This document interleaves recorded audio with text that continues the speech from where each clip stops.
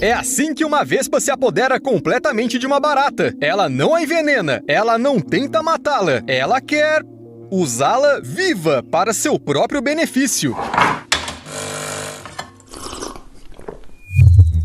Para produzir seus descendentes, a vespa esmeralda precisa da vida de alguém, literalmente. No mundo existem cerca de 130 tipos de vespas que usam uma estratégia semelhante. Normalmente são escolhidos como vítimas diversos insetos como lagartas e formigas, além de aracnídeos. No entanto, esta vespa em particular tem apenas um objetivo. Sim, a vespa esmeralda escolheu a barata. E se você acha que a escolha desse inseto foi aleatória, você está enganado. As baratas são criaturas muito resistentes, e é por isso que elas se tornam incubadoras para esse tipo de vespa.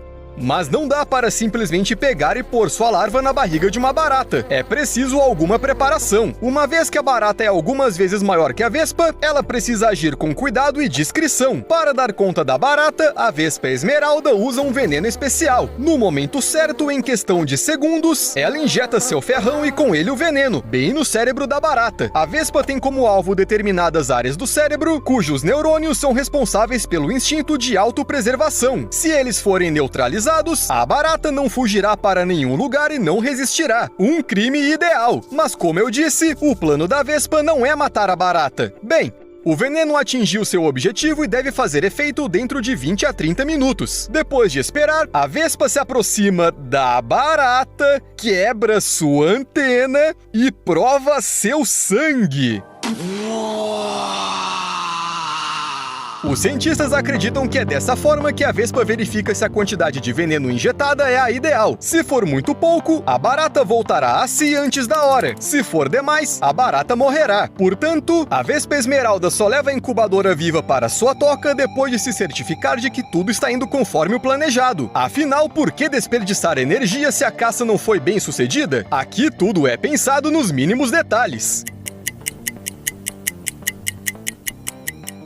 Bem, o veneno fez efeito. O que acontece depois? A barata está completamente sob o controle da vespa. No caminho para a toca, ela fica um pouco desorientada. Por isso, a vespa ajuda sua vítima a encontrar a direção. Quando a barata finalmente chegar no lugar certo, basta fixar a larva ao abdômen e tudo acontecerá já sem a participação da vespa. O mais importante é não esquecer de fechar a entrada do buraco para proteger os futuros filhotes.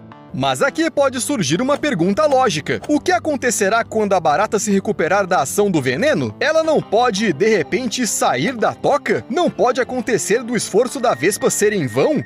Bem, aqui tudo também é bem pensado. A larva da vespa esmeralda leva cerca de 7 dias para eclodir. O veneno da vespa, por outro lado, dura cerca de 10 dias. A larva tem tempo de sobra. Já a pobre barata não tem a menor chance. Mas será que a barata não pode de alguma forma impedir o ataque e evitar o destino de incubadora? Eu já falei no começo que as baratas são muito resistentes. E para defender-se das vespas de algum jeito, elas usam artes marciais. De acordo com as leis da natureza, se os representantes de uma espécie são frequentemente mortos sem chance de se defender, depois de um tempo, outros exemplares aprendem a revidar e adquirem as habilidades necessárias. Foi o que aconteceu com as baratas. Para evitar que as vespas as dominem, elas usam 4 táticas básicas de defesa. Primeira tática: a melhor defesa é o ataque. Mas a ideia não é ir contra um inimigo tão perigoso quanto uma vespa. As coisas são um pouco diferentes. A barata vira de lado, esconde a cabeça, estica as patas e dá golpes incrivelmente precisos e fortes na cabeça do oponente. São necessários 5 golpes na cabeça mais ou menos para a vespa desistir. Segunda tática: as baratas são insetos bastante ágeis e, em alguns casos, contam justamente com isso. Quando a vespa está prestes a picar, a barata se vira bruscamente. Mesmo que a vespa consiga agarrar levemente a cabeça, graças à sua destreza, a barata tem uma chance de se livrar do inimigo, se ela tiver sorte. Terceira tática: não se esqueça da estrutura das patas da barata. Está vendo essas coisas? Isso são espinhos de verdade, e no mundo dos insetos eles são verdadeiras armas. Se a vespa já subiu na barata, ela usa seus membros posteriores na luta. Ela começa a se livrar da vespa, e graças aos espinhos pode até matá-la. E por último, a tática mais eficaz: escapar. Para não receber uma dose do perigoso veneno, a barata foge rapidamente. Mas se o veneno chegar ao cérebro da barata, nenhuma arte marcial nem qualquer outro meio de defesa ajudará. Mas o que há neste veneno? Por que será que ele faz com que a barata cumpra os desejos da vespa? Vamos descobrir!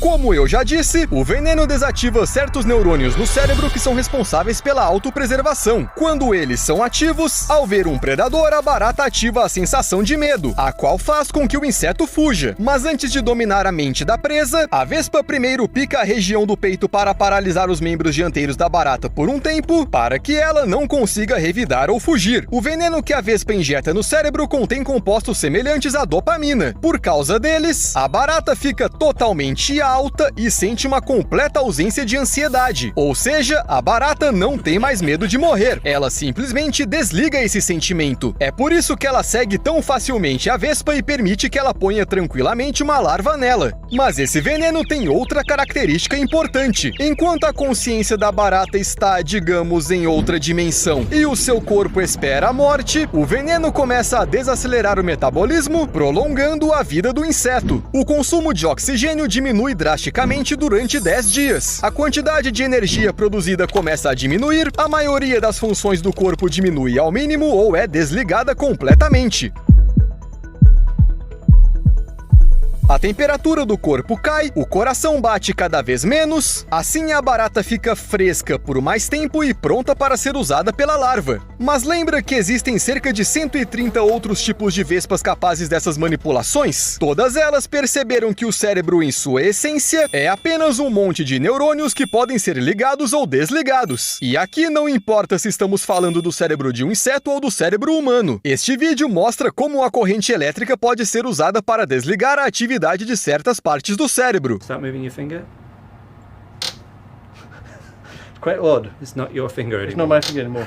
Tá vendo isso? O paciente perdeu o controle de sua mão. O professor Vincent Walsh utiliza estimulação magnética transcraniana para evitar que o homem se mova e fale. Obviamente, esse não é o objetivo principal do dispositivo. Com sua ajuda, as células nervosas do cérebro são estimuladas, o que, por sua vez, alivia os sintomas da depressão e melhora o humor. Até o momento, essa estimulação é usada apenas quando é absolutamente necessária, quando outros métodos já não ajudam mais. No caso da barata, o veneno de vespa funciona de maneira semelhante. Uma morte iminente espera por você e você simplesmente lida com a depressão. Tá bom, piadas à parte, na verdade, com a ajuda de impulsos elétricos, você pode controlar não só a depressão, mas basicamente tudo. Por exemplo, nossos membros se movem graças ao trabalho do cérebro, que envia sinais através da medula espinhal para os nervos. Mas se você interceptar esses sinais, você pode forçar qualquer um a se mover contra sua vontade.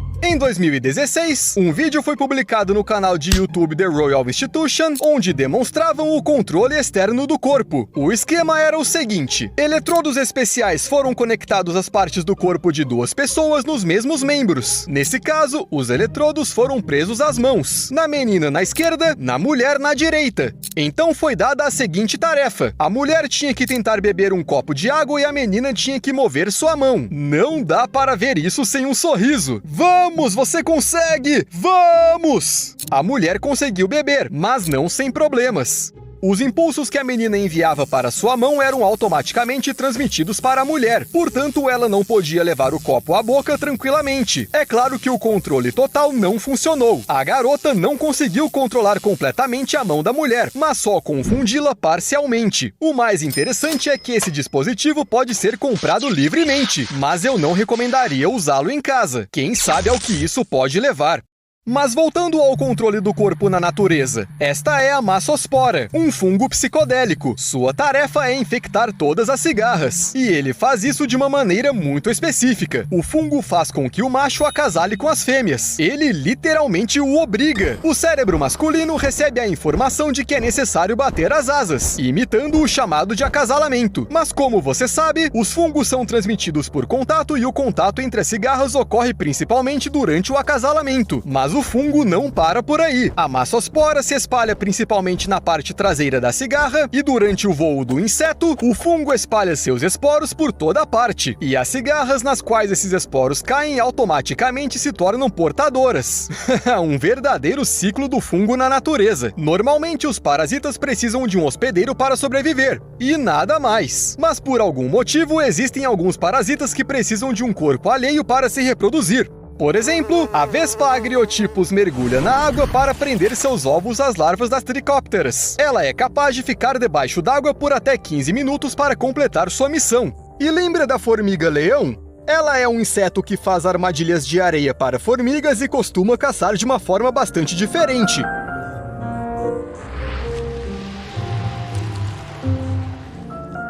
Credo, que visão terrível!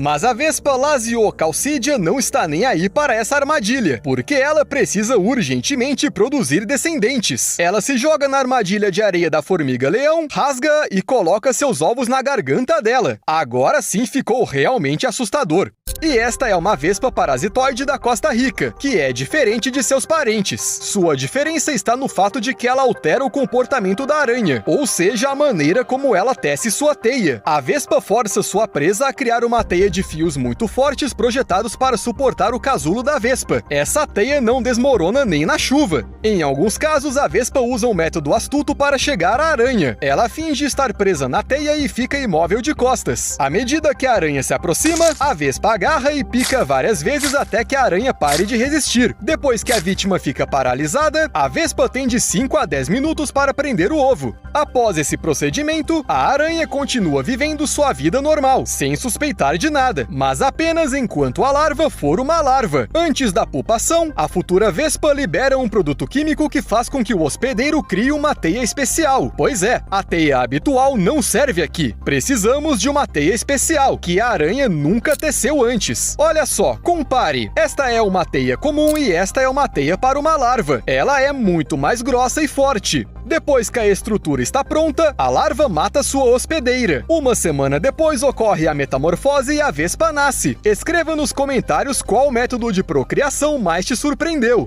Até mais!